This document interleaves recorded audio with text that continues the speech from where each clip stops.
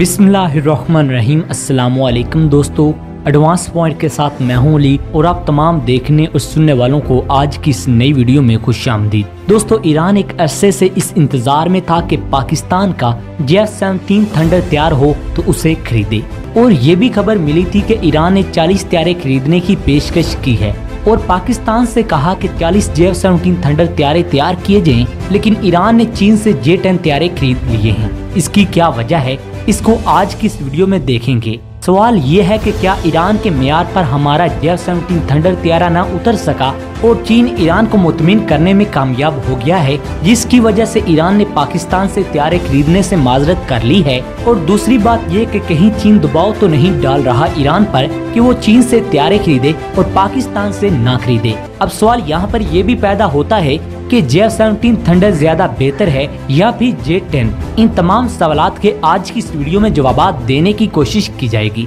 लेकिन नए शामिल होने वाले दोस्तों से गुजारिश है कि आप दोस्त हमारे चैनल को सब्सक्राइब कर लें और साथ मौजूद बेल के आइकन पर भी क्लिक कर लें, ताकि हमारी आने वाली वीडियो का नोटिफिकेशन आप दोस्तों को आसानी से मिलता रहे।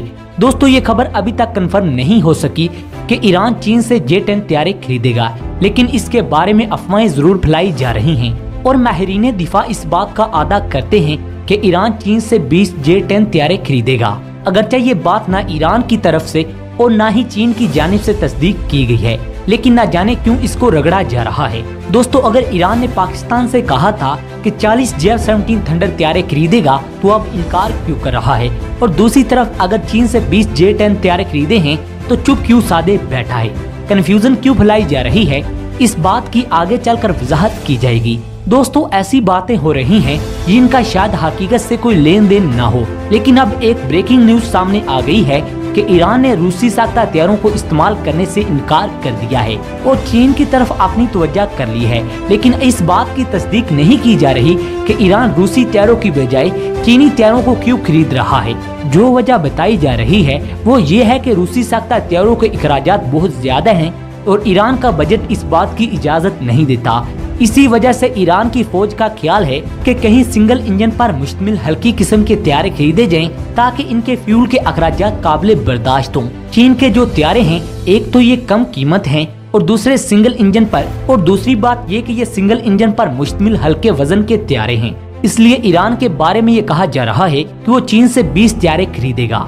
इस वक्त यही हथियारे ईरान के लिए काबिल कबूल हैं। तीसरी सबसे अहम बात ये है कि ये हथियारे अगरचे सिंगल इंजन हैं, लेकिन ये देखने में दूसरे हथियारों से ज्यादा ताकतवर दिखाई देते हैं और चीन ने इनको इस अंदाज में बनाया है कि दुश्मन पर इसका रोब तारी हो जाता है। अगर हमें ईरान की माशियत और फौज की तरफ देखें तो जो वजूहात सामने आई हैं वो अपनी जगह अहम हैं। वाकया कुछ यूँ है कि 89 में अमेरिका की तरफ से एक हथियारे को सामने लाया गया जिसको नाम F-7 दिया गया। ये एक जदीद तीन हथियारा था और अमेरिका और चीन की कंपनियों ने मिलकर इसे बनाया था, लेकिन बाद अज़ा अमेरिका के ताल्लुकात चीन से बिगड़ गए तो इस पर मजीद काम ना हो सका। इसके बाद चीन ने पाकिस्तान के साथ मायदा किया कि 17 हथियारे मिलकर बनाए जाएं और इस हथियारे को ब्लॉक वाइज बनाने का मंसूबा बनाया गया। ये हथियारा तैयार हो गया तो दोनों मुल्कों ने इस हथियारे का नाम J-17 थंडर रखा। ये हथियारा पाकिस्तान की जरूरियात के ऐन मुताबिक बनाया गया। ये मल्टी रोल सिंगल इंजन हल्का फुल्का हथियारा है, लेकिन कारकर्दगी में F-16 का मुकाबला करता है।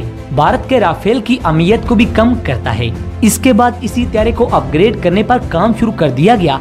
अब इस हथियारे का तीसरा वेरिएंट यानी J-17 थंडर ब्लॉक 3 बनाया जा रहा है और इसके अंदर एक बेहतरीन हथियारे के सारे सिस्टम लगाए गए हैं। इसके अलावा इसके अंदर जदीद हथियार भी इंस्टॉल किए गए हैं। दूसरी सबसे अहम बात ये है कि जो हथियार चीन ने अपने जदीद हथियारों में नस्ब किए थे, वही हथियार इस हथियारे में भी नस्ब किए गए हैं। वही हथियार इस हथियारे में भी नस्ब किए गए हैं। चीन का J-10 एक बेहतरीन हथियारा है। ये एक मल्टी रोल फाइटर जेट है, लेकिन इसका वजन J-17 थंडर से ज्यादा है और ये J-17 थंडर हथियारे के मुकाबले में वजन को कैरी करने की सलाहियत भी ज्यादा रखता है। इस वजन में मिसाइल और एटम बम वगैरह शामिल हैं। J-17 थंडर के मुकाबले में J-10 में 4 हार्ड पॉइंट लगाए गए हैं। दोस्तों, हार्ड पॉइंट वो जगह होती है हथियारे के अंदर जहां मुख्तलिफ किस्म के वार हेड रखे जाते हैं।